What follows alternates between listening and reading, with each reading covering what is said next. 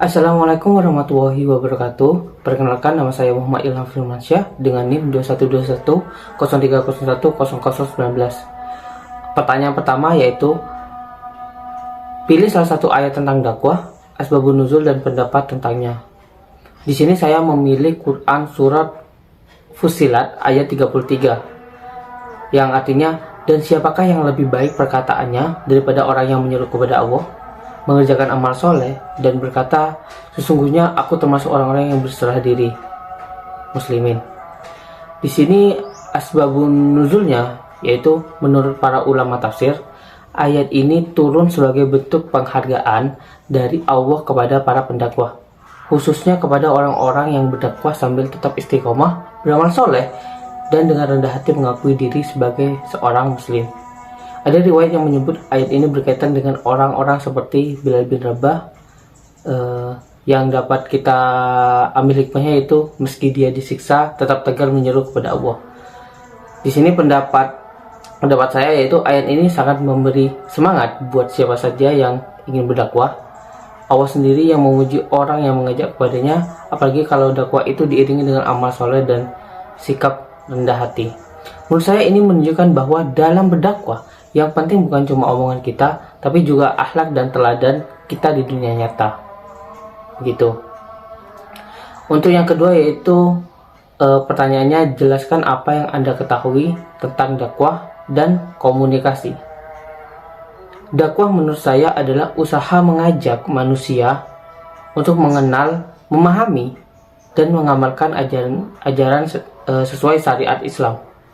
Dakwah bisa dilakukan dengan berbagai cara, baik lisan, tulisan, maupun melalui tindakan.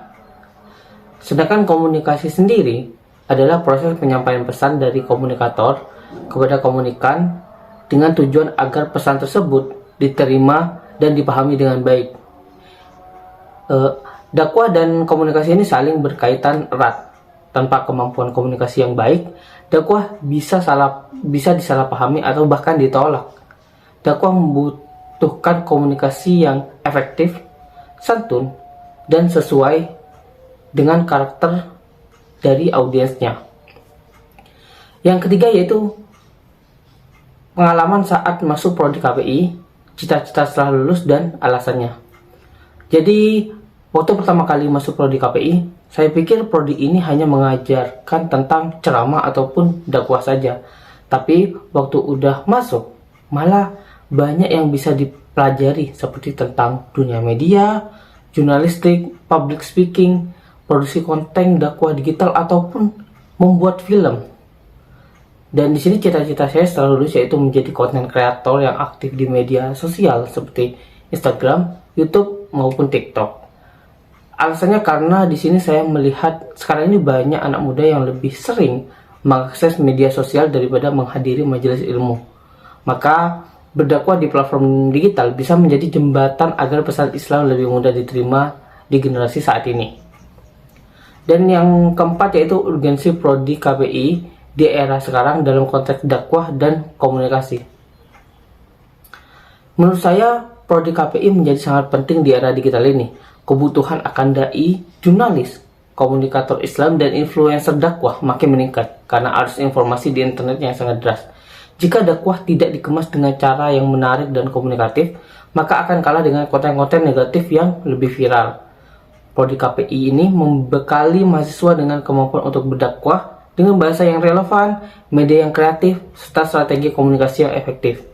Dengan begitu, pesan-pesan Islam bisa tetap tersebar luas, diterima dengan baik, dan memberi pengaruh positif bagi masyarakat. Sampai sini dari saya, sekian, terima kasih. Wassalamualaikum warahmatullahi wabarakatuh.